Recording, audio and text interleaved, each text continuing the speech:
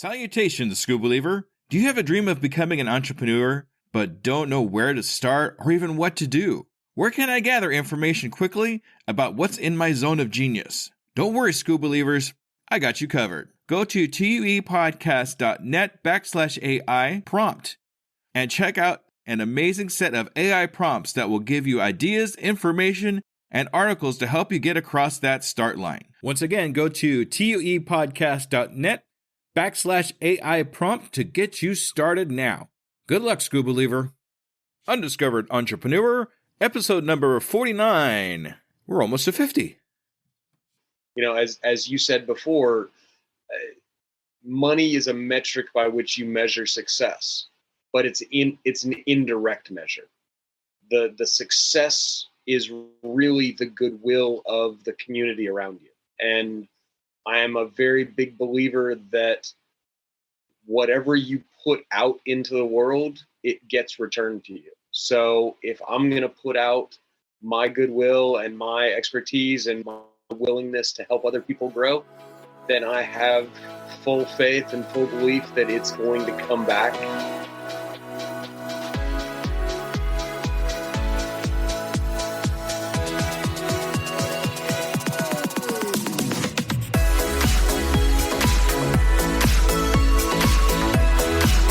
Welcome to the Undiscovered Entrepreneur, the podcast where brand new entrepreneurs come to life and could quite possibly be discovered.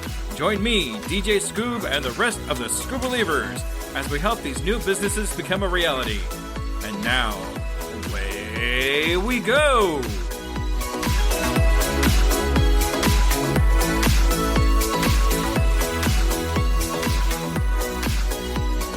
Hello, Scoob Believers, and welcome to another episode of the Undiscovered Entrepreneur. And it's me, DJ Scoob, coming at you on whatever device you happen to be listening on. All right, so today we're going to get a great education on mushrooms. That's right, mushrooms. I have Adam, who is a mushroom farmer who is actually starting his own mushroom farm, or he actually hasn't really decided exactly what it's going to be yet, but that's okay. That's what we're here for, is to try and talk about it. And, you're going to get such an education about mushrooms, more than I thought I was ever going to get when I started this interview. So strap in, ladies and gentlemen, and let's talk to Adam.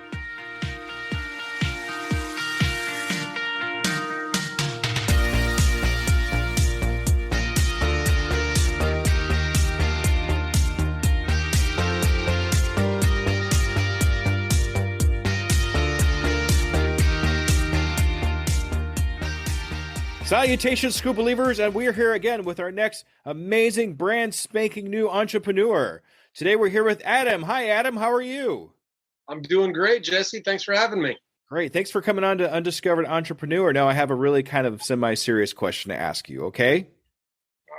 All right, here we go. Are you a School Believer? I am now. That's a good way to put it. I love it. Thank you so much for being a School Believer, Adam. Appreciate you. Absolutely. So what I'd like to know here is you're a brand new entrepreneur, and I'd like to know a little bit about you, about what you do, and how long you've actually been doing it for. Okay, so I am an urban farmer. I've done a couple other businesses in other things in previous iterations and lives, but basically in two different iterations over the last 10 years, I've been an entrepreneur. Now, it is 10 years, but my first business started 10 years ago, and I think in the 7 years that I ran it, I might have actually grossed, $30,000, $40,000 over 7-8 years. So I didn't really do a whole lot with it. Now, my second business was an urban mushroom farm. I did that with a business partner here in the Dallas-Fort Worth area. He started a year before me, but he and I started together in 2019.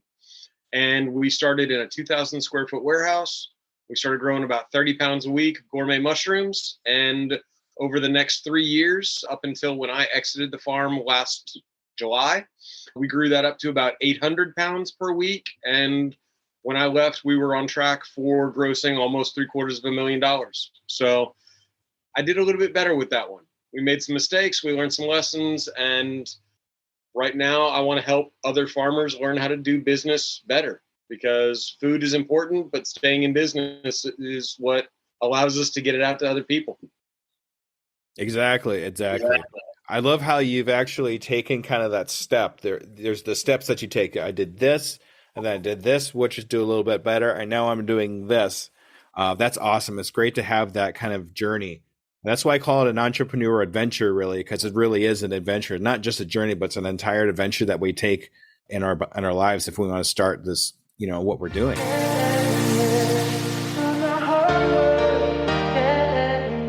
What actually made you start this business? I know you said you had a couple businesses already, but where is the beginnings of this? Tell me how you actually got started in all this.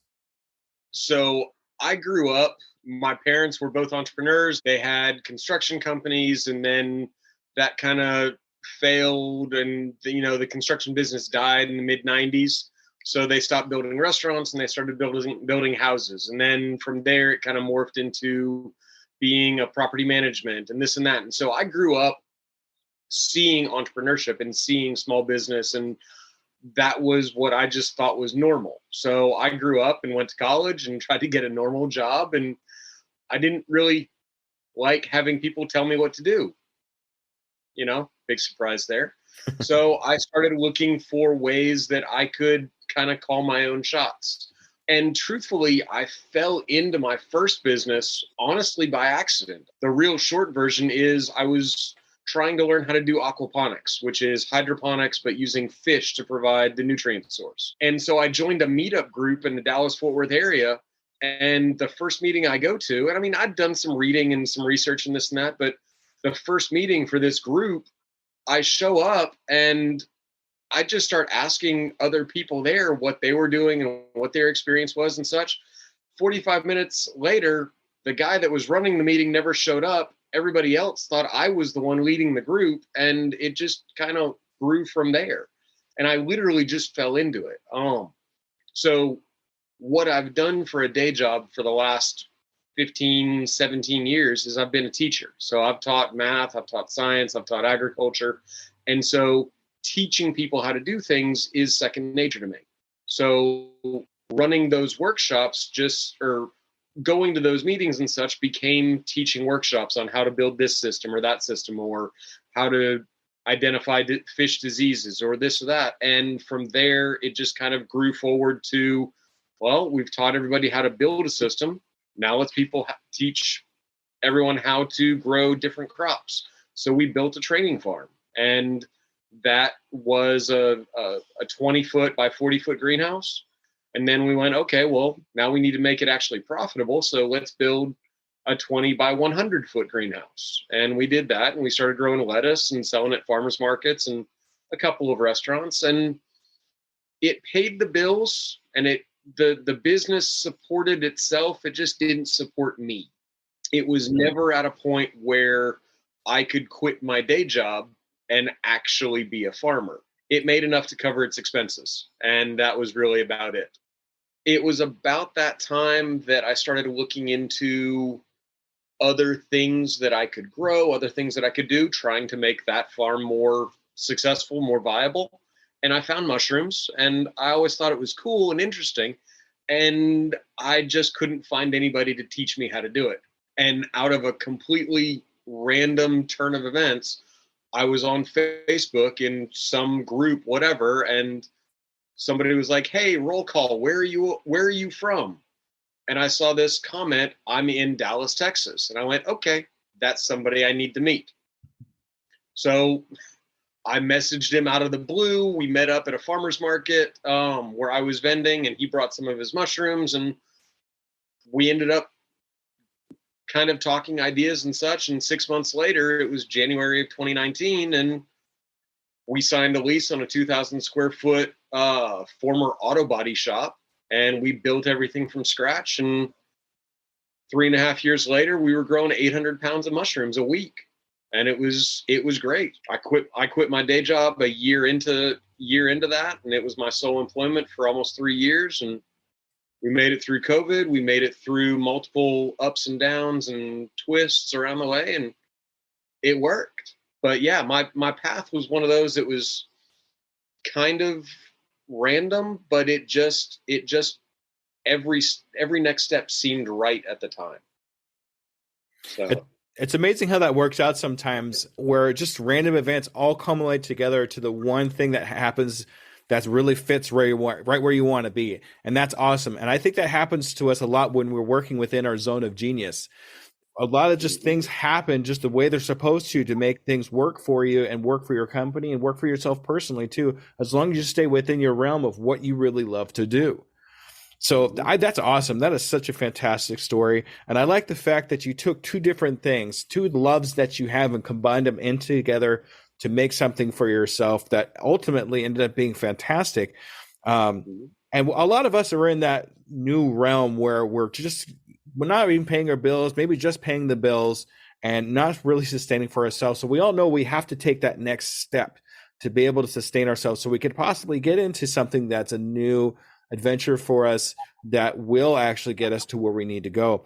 And I like that it seemed like your parents taught you how to pivot, because it seemed like they're over here. They're like, oh, this isn't working. Let's go over here and try this. And that starts working. Okay, let's go over here. Maybe this isn't working. But they didn't give up. They didn't just throw their hands up in the air and say, hey, that's it. I can't do this anymore. And that's something I really think we all should really take advantage of being able to make that pivot, that change, so we can keep moving on in our entrepreneur adventure. No matter what we're doing. So when we hit those times, those random events can actually happen to us. So if we're not doing things, if we're not moving, these random events are not going to happen. That's all within ourselves to be able to do. A quick question, because I'm a huge mushroom fan, since you mentioned mushrooms. Can you just really quick, and I know this is kind of random, but can you explain the difference between portobello mushrooms and just the regular white mushrooms? all right, so pretty much any mushroom you see in the grocery store, the white button, the portobello, the baby bella, the cremini, those are all what are called agaricus mushrooms. And that's the bottom of the barrel commodity mushroom grow. It's the equivalent of corn and soybeans. They're grown on massive scales. They are actually grown out of a manure-based substrate. And these are the ones that are grown in near darkness and such. And all of that classic, just that's the stereotype. What we grew were the gourmet mushrooms. So that was oyster mushrooms, lion's mane, chestnut mushrooms. We grew maitake. We actually, over the course of the farm, we actually grew up to 12 different species at one point. But primarily oyster mushrooms, lion's mane, chestnut, maitake, a couple others in there, but those were the main ones that we grew. And they're all wood-loving substrates. So they grow off of hardwood sawdust and then some type of nutrient supplement. We used soybean shells, actually soybean meal, or soybean hulls, rather, not meal. But there's a lot of other nutrient supplements that you could use, but primarily wood substrate. But they're very different. So we grew out of individual bags. So it's a lot of work. It's backbreaking. And some of the lessons that we learned were how to minimize that lifting. When you're making 200 bags a time, 3 times a week, and you're doing 10-pound bags, that's a lot of lifting that you got to do, moving those bags around 7-8 times during their life cycle. So it's fun though. It's super fast. So our oyster mushrooms, from the day we started the bag to the day we harvested, was usually 21 to 23 days. So it's a super fast production period. Okay, so little mushroom education for everybody. Thank you so much, Adam. That's actually more. That's just some fantastic information. And you want to grow mushrooms? This is the guy you want to talk to. Okay, so.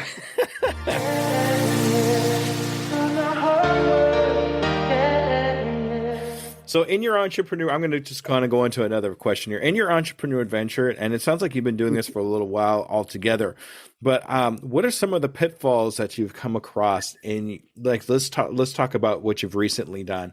Have you had any pitfalls that's kind of came about that you can maybe speak of? Yeah. So one of the issues that I saw overall between my lettuce farm, between the mushroom farm, is communication, and it's communication across all different levels with employees and staff and such. But The most important level of communication, and where I saw a lot of struggle initially for us, was with clients, with customers. So with the mushroom farm, our we initially started serving just restaurants, and we were serving reasonably high-end restaurants that were chef driven. So we're not talking corporate concepts that have multiple locations. Such we're talking about one restaurant that, some of our restaurants that we dealt with had 12 seats, not even 12 tables, just 12 seats in the restaurant. And so that chef demands a level of interaction and a level of familiarity with his suppliers. So we had to develop that level of trust and that relationship with him, that he trusted that we would be able to meet his needs, his quality levels, and his timelines, all while staying within his price points. So developing those relationships with chefs and being able to provide them what they need when they needed that's really, at the end of the day, I think the backbone of what made us successful, was because we were willing to do a lot more than some of the other food distributors in town. We did deliveries 7 days a week sometimes. We did, if a chef ran out of mushrooms at 7 p.m. on a Saturday night, all right, either me or my partner went to the farm, picked up a case of fresh mushrooms, and got it out over to them. And over time, that really developed a very loyal following, that chefs, when they moved from one restaurant to another, they would start buying from us at their new restaurant. And so relationships and communication are probably the two biggest things that I would say are absolutely fundamental, aside from having a quality product. Whatever it is that you do in your industry, you need to know your customers and they need to know you. That's good. That's some great information. Yes, I agree with you 100%. Communication is key when it comes to a lot of different types of things, especially when you're talking with potential clients or anything like that. Also, communication between employees, all that's some great information. But I think you hit a really great point there when it comes to those client relationships, because it just seems like no matter where you go, they'll kind of follow you anywhere that you are. And that's really good to have, because then you'll have something set for quite some time there, that you're their guy that they go to for whatever, mushrooms or audio video. Who cares?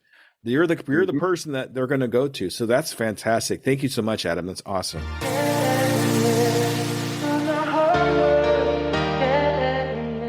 So as we're moving along here, just the next question.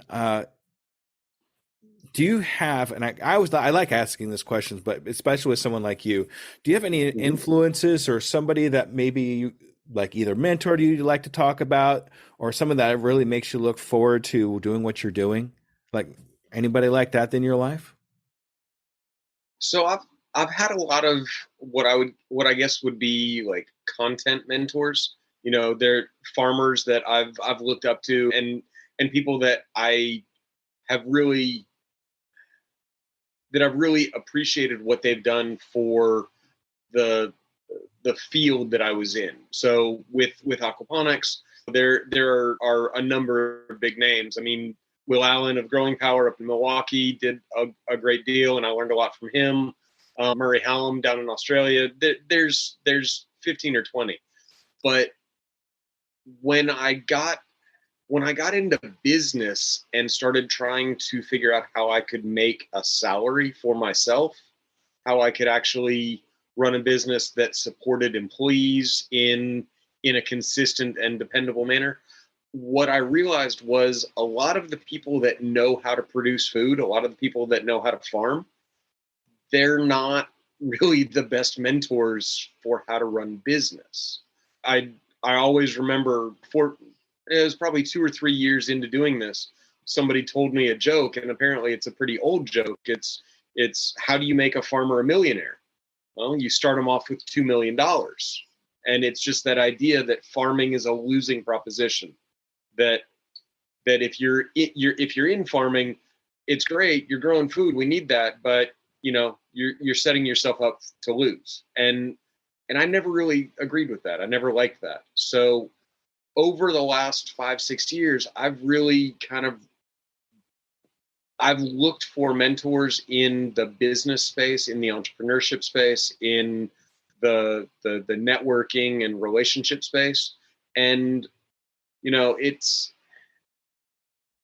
it really comes down to the idea that marketing and sales are not this like evil, slimy, sleazy concept. It's the lifeblood that keeps your business afloat.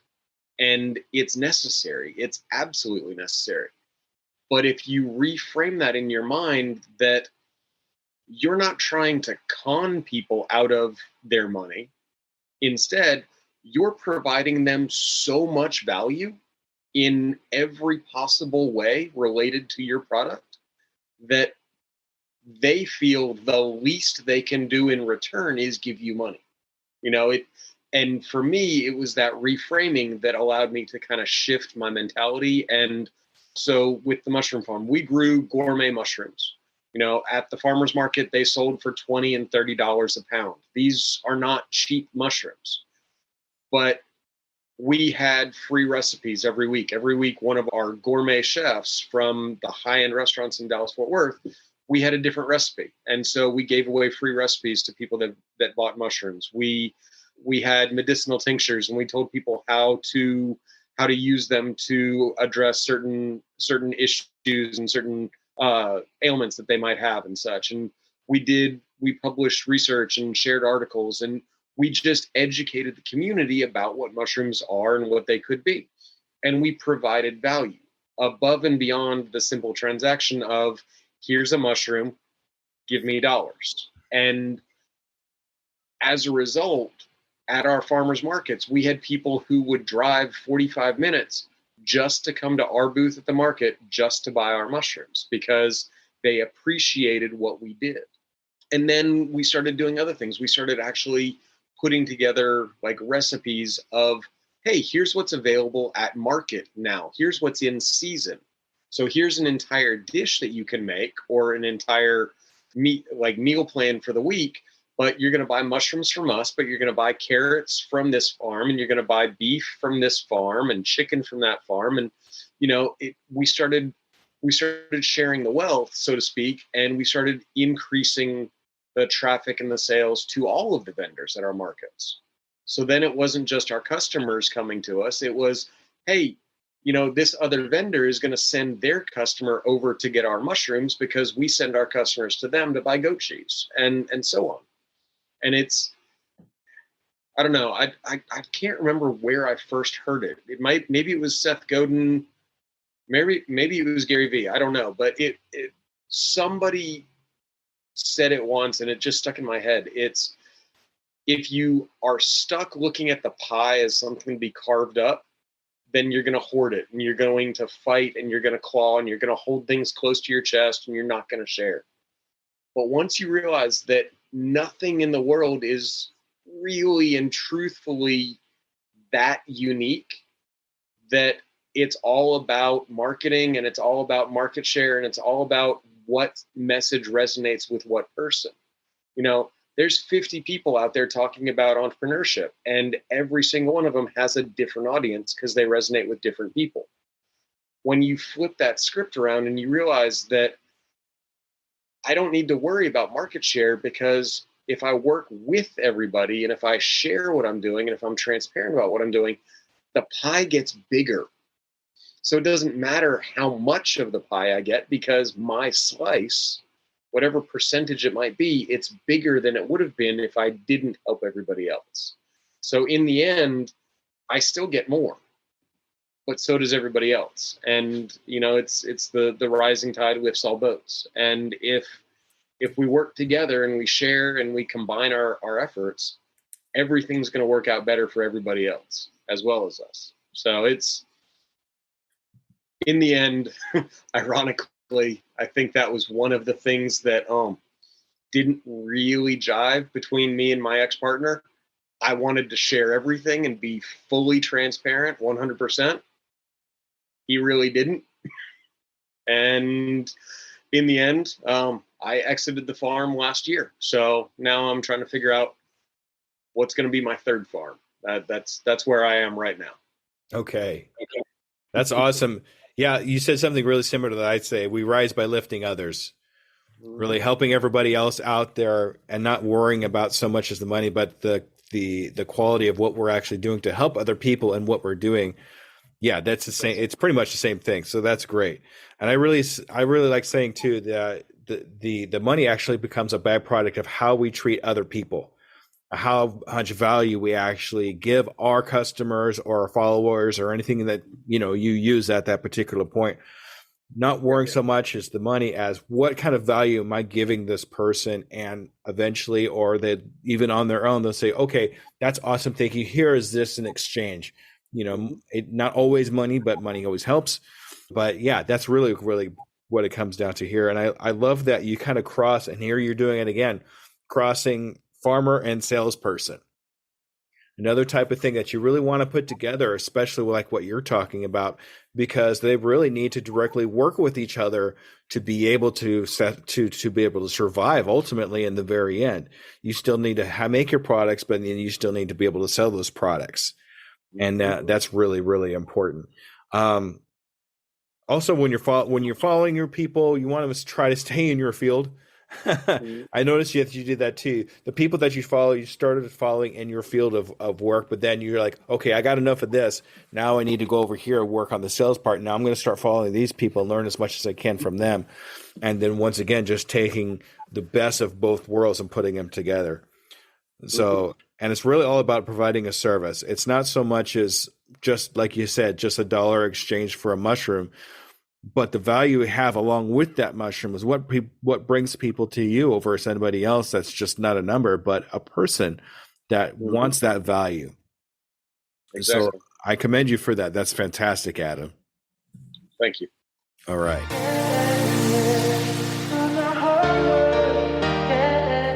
So I'd like to know, since you've been doing this for a little while and you had a lot of things in front of you, I see it coming, but when will you know you've made it? When do you think you've gotten to that one point where you said, this is exactly where I wanted to be at this particular time? What does that look like to you, Adam? I honestly have no idea, because I'm never going to get there, because to me, that goalpost is always going to be moving. It's kind of silly, but I remember as a kid, I was probably in middle school, and we read this book, Jonathan Livingston Seagull, which if anybody out there hasn't read it, go find a used bookstore and pick it up. It's about 26 pages. I mean, it's a tiny little book. You read it in an afternoon. But the crux of it is that perfection is never going to be reached. No matter what you think you can do, as much as you think you could possibly learn, by the time you get to where you think is the end point, you realize that's the start of the next plateau. And you have that whole level to learn again. So for me, right now where I am, I'm still teaching because I enjoy it. I'm still teaching math and I'm having a good time with it. I'm looking to figure out what farm I want to do next. I honestly don't know. It might be a hybrid CSA type vegetable farm through aquaponics and hydroponics. It might be another mushroom farm. It might even be a spirulina algae farm. I'm trying to figure out what works best with the time I have available. But honestly, right now where I am, the next plateau for me is, as you said, I've done this for a little while and I've learned a lot of lessons. Mostly I've learned what not to do.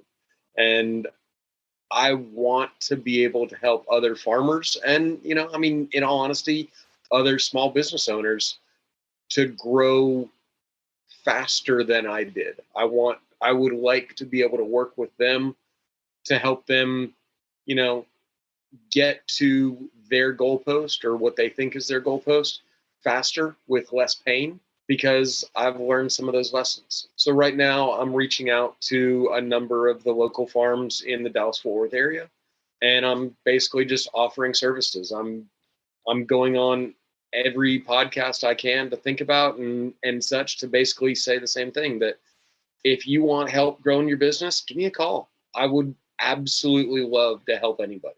That's right now. I'm kind of in that amazing, lucky, beautiful point where my money issues are taken care of and I can focus on what brings me joy. And as you said before, money is a metric by which you measure success, but it's an indirect measure. The success is really the goodwill of the community around you. And I am a very big believer that whatever you put out into the world, it gets returned to you. So if I'm going to put out my goodwill and my expertise and my willingness to help other people grow, then I have full faith and full belief that it's going to come back in the end and help me grow. And maybe that'll be in the form of money. Maybe it'll be in the form of, somebody's out there and wants to invest in a new mushroom farm or a new algae farm. And they're like, hey, this guy knows what he's doing. Okay, let's talk to him. I don't know. Right now, I'm just kind of playing and I want to go have some fun and I want to help people grow some food and get bigger. So that's probably a long-winded and tangential answer to what you asked, but that's what I'm looking for. I'll work until I drop dead and they nail me in my coffin. I don't ever see myself exiting and just being like, that's it, I'm out. I will probably and hopefully get to a point where I don't have to work, that a little bit further than where I am right now of my money, my finances are stable and they're taken care of. I don't need to make $10 million a year and go hobnob everywhere. Give me a house that's paid off, a car that's paid off, and groceries. I'm good. I don't need to be extravagant. I want to help people, and that's really all I've ever done. So first I helped by growing food. Now I want to help by growing businesses. Yeah, that's a great goal to have in itself, is to be able to help other people as much as you can. Now that you've kind of reached this plateau and where you're at, now it's time to share that information. It's time to share that, like you were talking about earlier, that being able to help other people grow their businesses, farm wise or anything else wise too. I've already learned a lot from you just listening to you. So, so thank you so much, Adam. Appreciate that.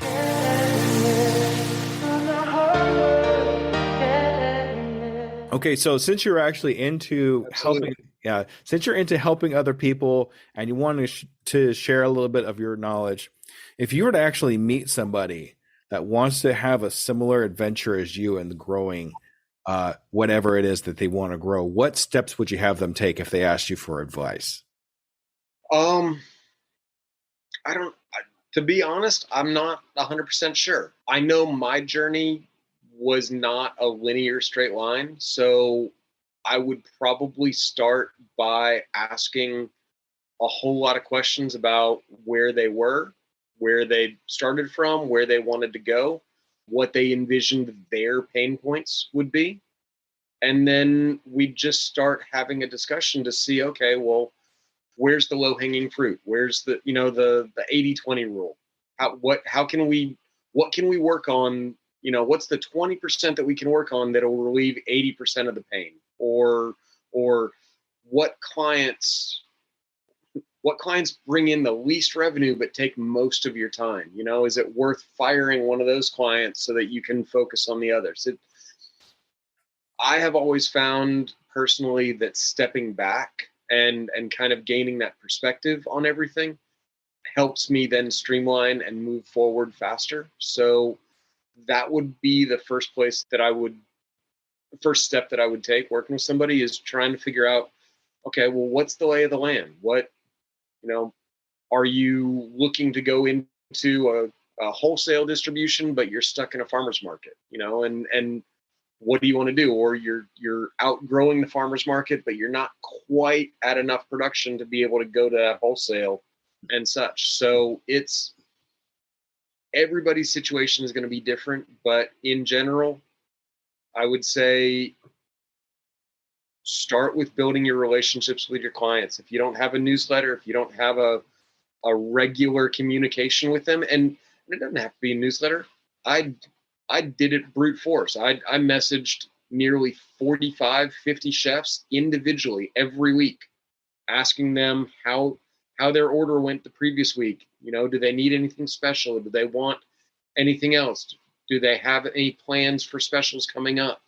You know, and I did it, like I said, I did it brute force. I didn't have any elegant, easy way to communicate with everybody. I always said I was going to start a newsletter, and I just never quite got around to it. So I just had all these text threads that I just kept track of. But it worked for the scale we were at. If we got much bigger than we had been, it probably would have fallen apart. But if you're not already communicating with your clients through a newsletter or direct communication or such, that's easily the number one thing that you need to do. Start with that and try to get some perspective on the overall operation.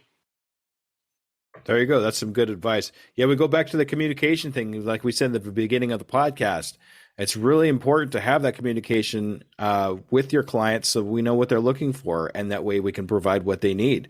If we're not providing what they need, then why do they have us? So it's really important to have that. And you make a great point too, and I'm going to kind of highlight this. Firing clients. It's okay to fire a client. A lot of people are really scared to do that because they're like, oh, I'm losing money. But I mean, as much energy and money as you're putting in, why don't you use that same amount of energy to something that's going to produce more instead of having to walk on eggshells because you're not sure if it's working right or if you don't have a great relationship with the client. So don't be afraid to fire a client. So you make a good point there, Adam.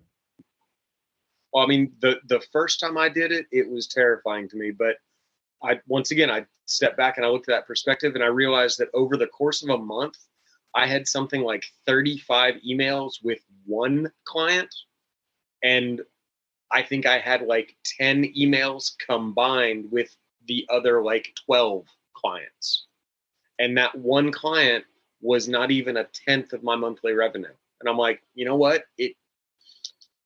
Yes, I can afford to eliminate this one client, because then all of a sudden I've got this much more time to grow the business.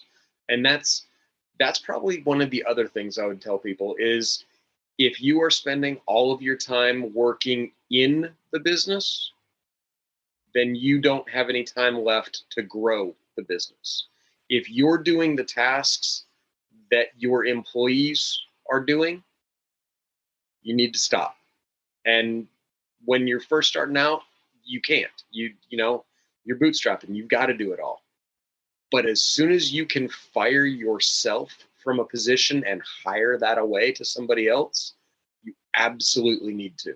Because if you're working doing the business, you're not going to have the time to grow the business the way it needs to. As the entrepreneur, as the owner, you've got to work on the business, not in it.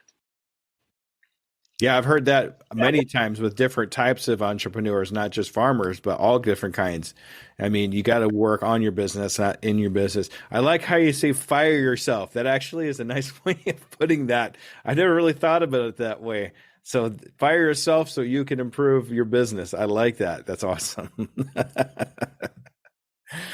All right.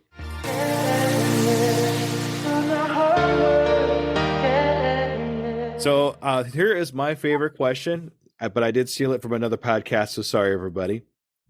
What is the one question you wish I would have asked you but didn't? I always miss one really good question, and like my guest goes, I really wish he would have asked that question. I was really hoping, and I was ready for that answer. What is that question, Adam?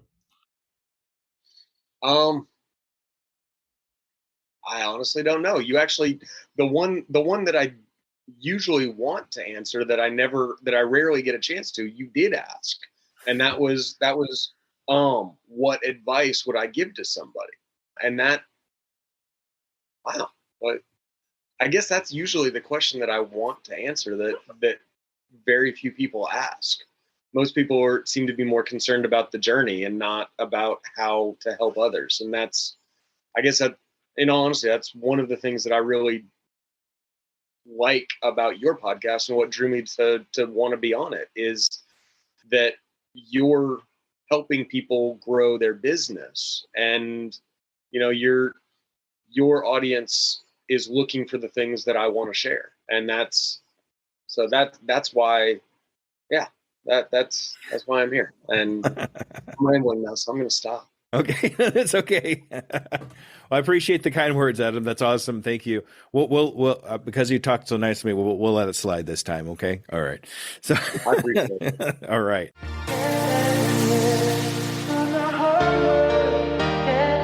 So we've gotten to the point now where I really like to know what is the next goal you have for yourself in the next 6 months. What I'd like to do is follow up with you in 6 months and see if you've accomplished a goal. So in the next 6 months, what do you see yourself in accomplishing? So short term, I know that within the next 6 months, I am going to be taking over a distribution service for a friend of mine. He's moving out of state, so I'm going to start selling farm eggs at one of the local farmers markets. So I'm going to take over that distribution, and I'm doing that, one, because he asked me nicely, and two, because it gets me back into the markets where I can get a pulse on kind of what's going and how the markets are going. So that gives me the opportunity then to meet more of the local farmers. And I don't know. I don't know if it'll happen in 6 months, but definitely one of the things I'm going to be working on is setting up a farmers networking group in the Dallas-Fort Worth area where farmers can talk and share with each other as much as they want to share, but where we can talk about business issues. Hey, who can help me with this organic certification application? Who has a line on good compost? Who has a line on good seed or distribution? Or hey, I need a mechanic. My X broke down. I just, once again, getting back to that communication, it's important at all levels. And I want to try to develop a community where the farmers in this area don't view each other as competition, even if they're at the same market, even if they're growing the same types of crops.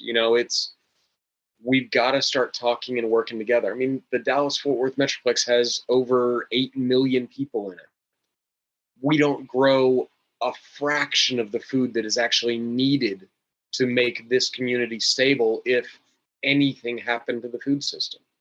We probably need 3,000 more farmers than we have here already. So the more I can do to build that community and make that a place where people can jump into it and get support and get the ability to grow,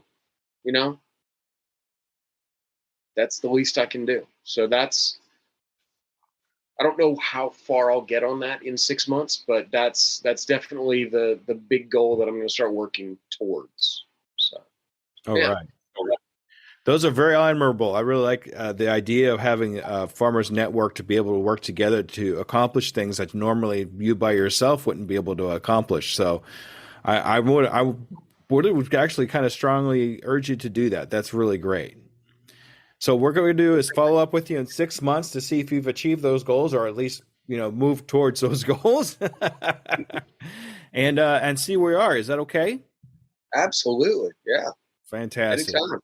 Excellent. Okay, so Adam, it's come to time here. This is your time to shine. I want you to be able to talk about who you are, what you do, and how we can get a hold of you if we want to talk to you about farming.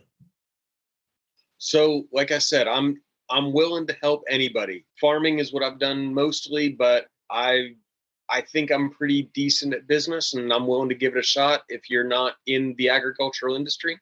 So if you want to reach out and chat about anything, you can find me on Twitter or YouTube at I am Adam Cohen. I've started an Instagram and such, but I'm not really doing much there.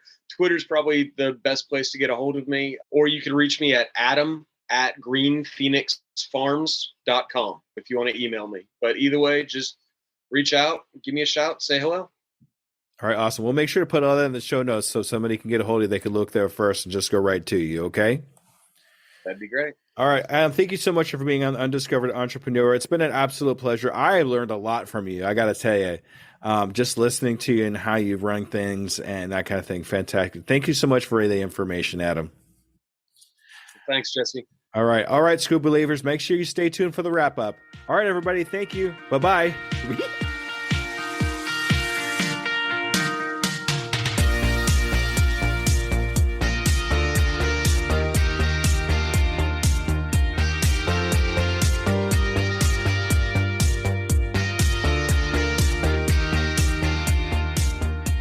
All right, Scoop Believers, that was Adam. Man, Adam had, oh boy, that was just amazing. I'm almost like completely speechless about how awesome that was. That was actually a lot more than I was expecting out of a farmer, to be honest with you.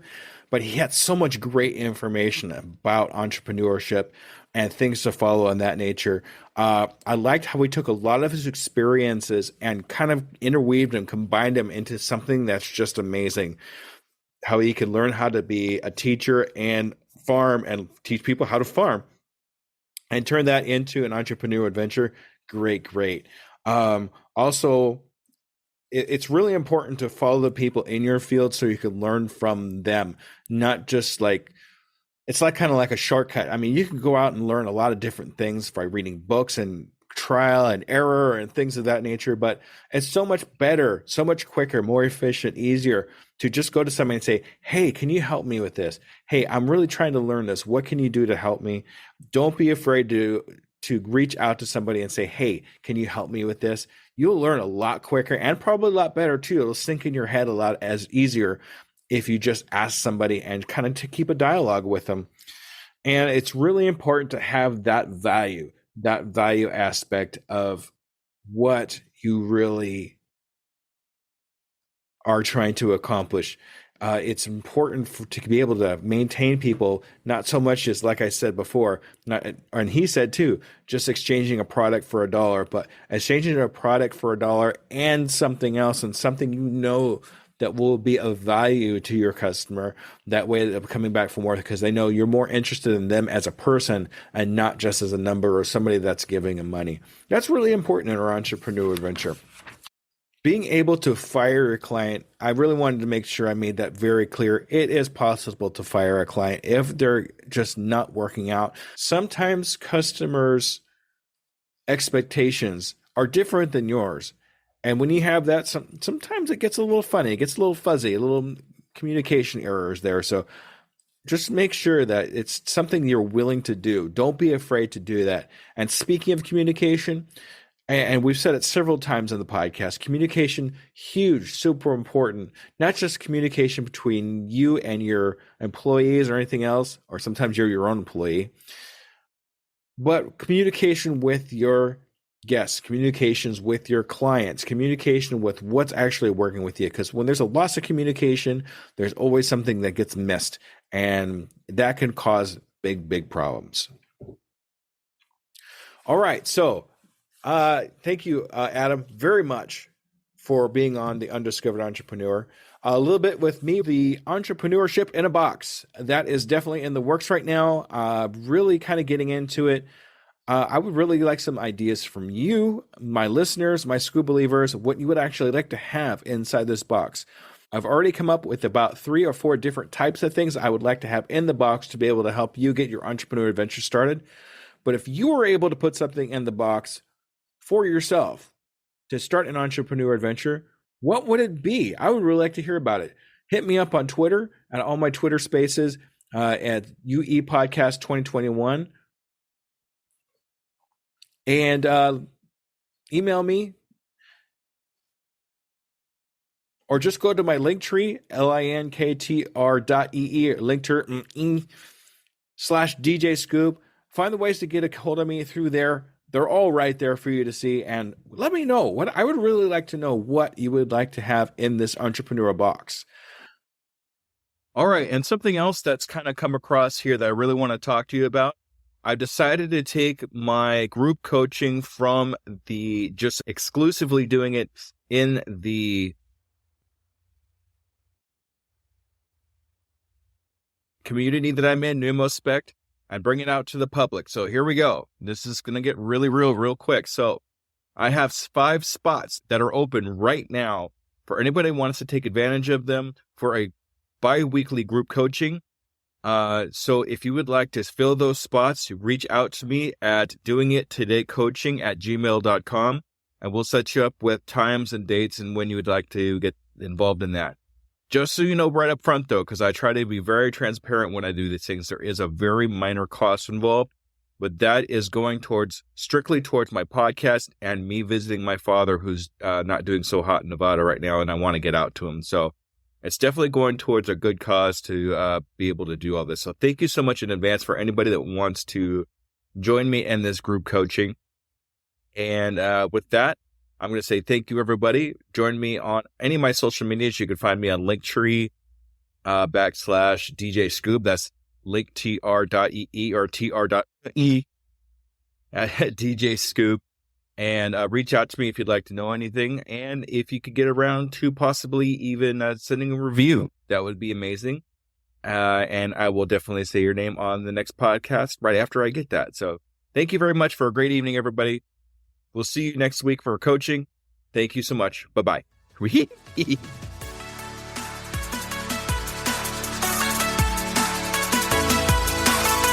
Hello there, DJ Scoob here. And I just want to personally say thank you for listening to my program. I really hope you learned something. Tune in 2 weeks to listen to another brand new entrepreneur. And remember, I can, I am, I will, and I'm doing it today.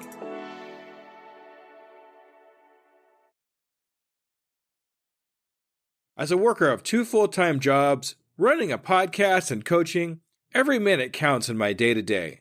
It's hard to be consistent in any of my social medias. And at this point, I cannot hire a social media manager. Pinnacle AI to the rescue! I've been using Pinnacle AI for a couple of weeks now and seeing big improvements in my outreach and consistency in all my social medias. Do you want to save time and increase your productivity too?